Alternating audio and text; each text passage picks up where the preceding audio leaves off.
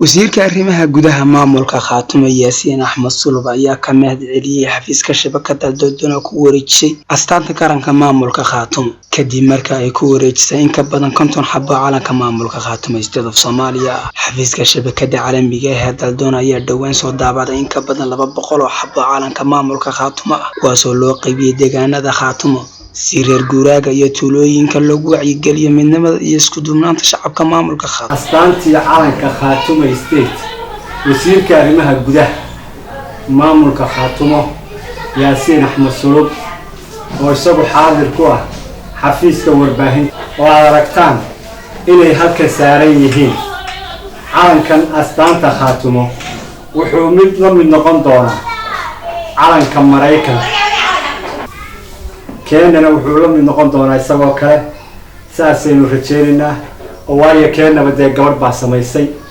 يلا جبر داسين مسكح بدني عقل بدني جلسي هل كنا وانا جمه علينا ما قعدنا وحال ليلة هذا روضة حسن علي ويوسف wasiirka oo qaybaha lagu wareejiyay calanka maamulka Khaatumo ayaa cabriyay dareenkiisa isagoo marka hore mahad celinaya dadaalka ay sameysay shabakada caalamiga ah Daldona. halkan waxaan ka salaamayaa bulshooyinka reer Khaatumo meel ay joogaan badaliyay dibadda marka ugu horeysa marka xigta waxaan mahad gaar ah u celinayaa shabakada Daldona oo maanta igu soo wareejisay ama ka gudoomay astaanta iyo calanka maamulka Khaatumo State of Somalia.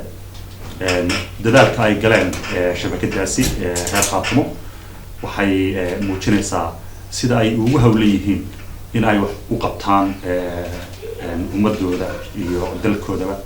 waan uga mahad celinayaa iyadoo saxaafaddu ay ka soo qaadatay door weyn ka soo ciyaartay sidii ay horumarinta ama maxaan ku rahay u advertise gareyn lahaayeen maamulka Khaatumo iyo waxqabadkiisa ay u gaarsiinayaan ummadooda u gaarsiinayeen dadaalka u galeen iyagoo u hawlan oo aan ku xirin wax shuruud aan ku xirin inta badan ayaa maaragtay intaan ugu hambalyeynaya. waxaan idin leeyahay dadaalkiina sii wada ilaahayna idinka jazaay mariyo dhisida la dhisayo ama tii hore la dhisay maamulka Khaatumo ama iminka dowlad gobolka Khaatumo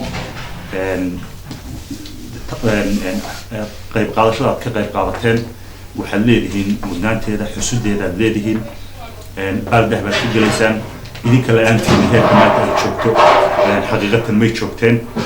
saxaafaddu waxa weeyaan waa dagaal weyn had iyo jeer oo haddaan saxaafada jirin wax maamula oo maaragtay ay u socon lahayn ma jirto. xayeysiinta siyaasadda maamul leeyahay moolka bulshadu ay dhisayso iyadoo la socodsiinaysa marba talaabooyinka ay qaadayso iyo go'aamada ay gaarayso ay u bandhigayso mujtamaceeda. waan idinka mahad celinayaa taa ku dheeraan maayo saxaafadda khaasatan Khaatumo 3 waxaa halkan aan rabaa inaan ka faa'iidaysto furmay isla markaana howlgalkii iyo gudagalkii arrimaha shirka lagaga hadlayay ee dawladda lagu dhisayay.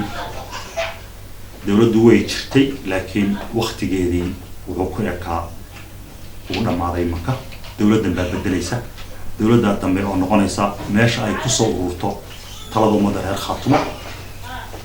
fulinta Khaatumo xubno ka mid ah oo shirka inay ka soo qayb galaan ay ahayd ayaa ilaahay marka maqan. waxaan codsanayaa in aad tihiin kuwa kaliya ee ugu dambeeya maanta inay shirka ka soo qayb galaan la sugayo inaad sida ugu dhaqsaha badan ka soo qayb gashaan. waa guddiga fulinta xubno ka mid oo maqan xubnana waa joogaan tawaan in soo jeedinaya. waxaa jirta in la yiraahdo amniga taleex aad buu sugay. waxaan u maleynayaa waxaa dadku had iyo jeer arki jireen ama had iyo jeer aan kulay 2 jeer dhacday inta la soo galay taleex marna la xasuuqay ummad lagu laayay ama waxba galabsan oo shacab lagu laayay marna qoladan xagga waqooyiga galbeedka ay soo galeen. sidii ma difaaca taleex uu xidhay uu adag yahay. halkaa waxaan go'aan ku gaadhnay oo ku go'aansanay in aan cadowga noo soo gala aan guul nagala tegin maayo insha Allah. ujeedada ay shabakadu u bixinayso tirada calanka ee maamulka Khaatumo ayaa lagu talagalay in lagu xardho howlka shirweynaha Khaatumo 3 halka ay degmooyinka iyo tuulooyinka ay ugu talagashay inuu aqoonsadaan calankooda buluuga ah maamulka Khaatumo. Cabdiqani Maxamed Axmed, Cabdiqani Fantastic, TV-ga caalamiga Samsat, magaalada Taleex.